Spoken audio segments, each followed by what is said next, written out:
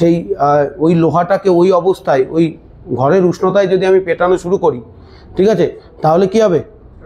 অযথা পরিশ্রম হবে, কিন্তু ওই লোহার কিছু হবে না। আর ডিফর্মও করতে পারবো না। মানে ডিফর্ম মানে কি, আমাদের যে আকার দেওয়ার কথা সেই আকার আমরা দিতে পারবো না। বোঝা গেল? তার মানে তারাও কোনো না কোনোভাবে, যারা তারা সায়েন্স জানে না কিন্তু তারা এটা জেনে এসছে যে আমাকে যদি লোহাকে বাঁকাতে হয় বা প্রসারিত করতে হয় বা কিছু করতে হয়, তাহলে কি করতে হবে? তাহলে তাপ প্রয়োগ করতে হবে। সেরকম তরলের ক্ষেত্র, বোঝা গেল? আমরা জানি কি, তরলের জেনারেলি আমরা যদি তরলকে গ্যাসে পরিণত করব, তাহলে আমাদের কি করতে হয়? তাপ প্রয়োগ করতে হয়। তাপ প্রয়োগ করলে এই যে যে প্রসারণ হচ্ছে, মানে গ্যাসের তরল গ্যাসে পরিণত হচ্ছে, এটা তো অবস্থার পরিবর্তন, কিন্তু ওই গ্যাসে পরিণত হওয়ার আগের মুহূর্ত পর্যন্ত তরলের কি হচ্ছে?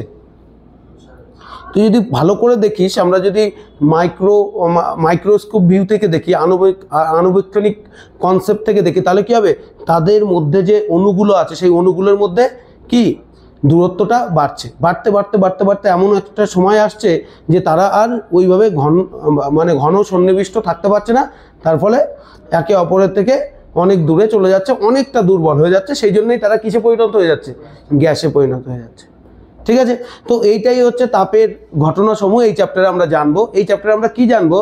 যে কোনো পদার্থ, কোনো কঠিন পদার্থ হোক, তরল পদার্থ হোক বা গ্যাসীয় পদার্থ হোক, সেই পদার্থগুলিকে আমরা কত তাপ দিলে তার কতটা প্রসারণ হবে।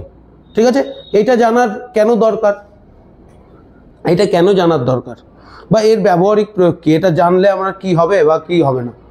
কারো কোনো আইডিয়া আছে যে এটা এই চ্যাপ্টারটা আমি পড়বো কেন বা এই চ্যাপ্টারে আমি জানবো কেন? তার সবথেকে বড় ব্যবহারিক প্রয়োগ হচ্ছে রেল লাইনের পাত। মানে এটা একটা ওয়ান অফ দেম। মানে রেল লাইনের পাতের জোড়া যদি দেখি, জোড়ার মুখে কি থাকে? ফাঁকা থাকা হয়। এবার ফাঁকা কতটুকু রাখবো? ফাঁকা তো রাখা হয় কেন? আমরা জানি যে গরমকালে কি হবে? প্রসারিত হবে। প্রসারিত হয়ে কি হয়ে যাবে? রেল লাইন বেঁকে যাবে যদি আমি ফাঁকা না রাখি। বোঝা গেল? সব যে একদম পুরো যদি সলিড থাকে, তাহলে একটা সময় গিয়ে এরকম যদি প্রসারিত হতে চায়, এরকম একটা জায়গা আছে যেখানে কোনো ফাঁক নেই, কোনো কিচ্ছু নেই, তাহলে কী হয়ে যাবে? সে উপরের দিকে উঠে যাবে। উপরের দিকে উঠে গেলে রেলের দুর্ঘটনা, ট্রেনের দুর্ঘটনা হতে পারে। এটা একটা ব্যাপার, এটা তো আছেই। কিন্তু আমার কোশ্চেনটা হচ্ছে যে এই তাহলে তাপের ঘটনাসমূহ এই চ্যাপ্টার আমাকে কি করে সাহায্য করলো?